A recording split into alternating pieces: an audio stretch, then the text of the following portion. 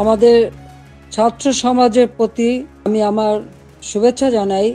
আর বিশেষ করে ছাত্রলীগের সকল নেতাকর্মী যারা যেখানে আছে দেশে বিদেশে সকলকে আমি শুভেচ্ছা জানাচ্ছি।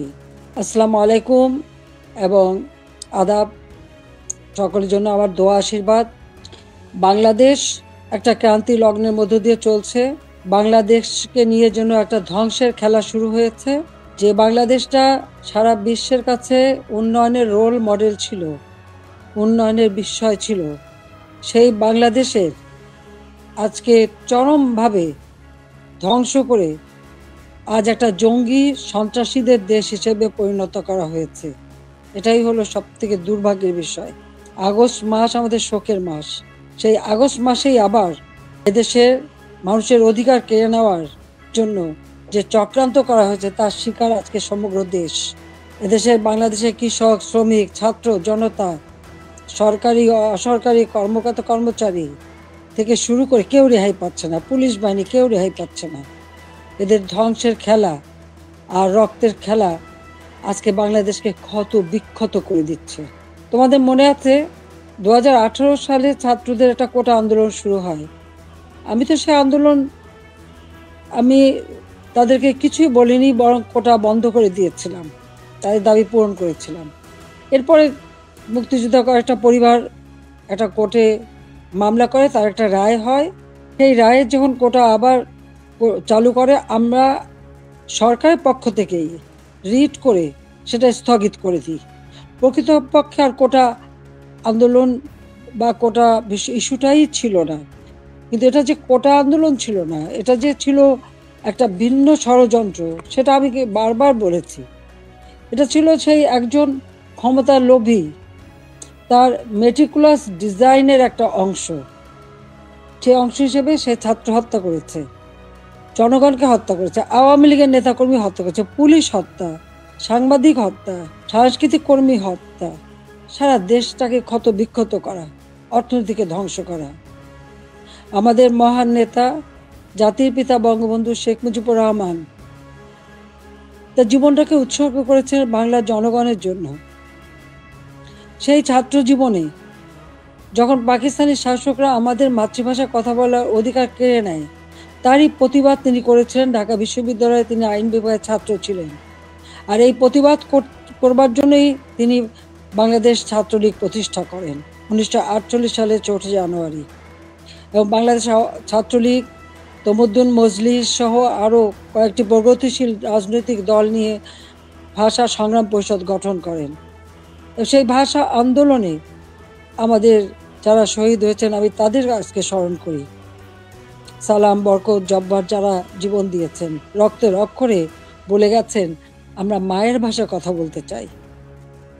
আর এই আত্মত্যাগের মধ্য দিয়ে আমাদের যাত্রা শুরু। ধাপে ধাপে জাতির পিতা বঙ্গবন্ধু শেখ মুজিব এই বাংলাদেশের জনগণকে স্বাধীনতার চেতনায় উদ্বুদ্ধ করেন এবং তারই নেতৃত্বে আমরা পেয়েছি স্বাধীনতা, পেয়েছি মুক্তিযুদ্ধে বিজয়। আমি জাতির পিতা বঙ্গবন্ধু শেখ মুজিবুর রহমানের প্রতি শ্রদ্ধা জানাচ্ছি। শ্রদ্ধা জানাই জাতীয় চার নেতার প্রতি, 30 লক্ষ শহীদের প্রতি, 2 লক্ষ মা বোনের প্রতি। মুক্তিযোদ্ধাদের জানাই সশ্রদ্ধ সালাম। যুদ্ধবিধ্বস্ত দেশের দায়িত্বভার নিয়েছিলেন বঙ্গবন্ধু শেখ মুজিব। মাত্র 3 বছর 7 মাসের মধ্যে সে যুদ্ধের ভয়াবহতা কাটিয়ে ওঠেন। ধ্বংসস্তূপের উপর দাঁড়িয়ে যে যাত্রা শুরু করেছেন শূন্য হাতে, সেই বাংলাদেশকে তিনি মাত্র 3 বছর 7 মাসের মধ্যে একটা স্বল্পোন্নত দেশে উন্নীত করেন। সে সময় যখন বাংলাদেশের মানুষের শান্তি শৃঙ্খলা ফিরে আসে, মানুষ একটু সুন্দর জীবনের স্বপ্ন দেখতে শুরু করে, ঠিক তখন আসে আঘাত। 75 15ই আগস্ট ওই ধানমন্ডি 32 নম্বর বাড়ি, যেখান থেকে জাতির পিতা স্বাধীনতার ঘোষণা দিয়েছিলেন, পাকিস্তানি হানাদার বাহিনী তাকে গ্রেপ্তার করে নিয়ে গেছিল। এই ঘটনার পর তখন এই বাড়িটা তারা লুটপাট করেছিল, কিন্তু আগুন দিয়ে পোড়ায়নি, ভাঙেনি। মুক্তিযুদ্ধে বিজয়ের পর জাতির পিতা ফিরে আসতে সক্ষম হন বাংলাদেশে। 10ই জানুয়ারি 1972 সালে তিনি প্রত্যাবর্তন করেন। এই বাড়িতে বসেই তিনি কিন্তু বাংলাদেশের এই বিধ্বস্ত বাংলাদেশকে গড়ে তোলেন। রাষ্ট্রপতি হিসেবে তিনি কিন্তু রাষ্ট্রপতি ভবনে থাকেননি, বা প্রধানমন্ত্রী হিসেবে প্রধানমন্ত্রী ভবনে থাকেননি। এই ছোট বাড়িটা, যে বাড়িটা আমার মা অনেক কষ্ট করে প্রতিটি ইট নিজের হাতে গেড়ে তিনি এই বাড়িটা গড়ে তুলেছিলেন।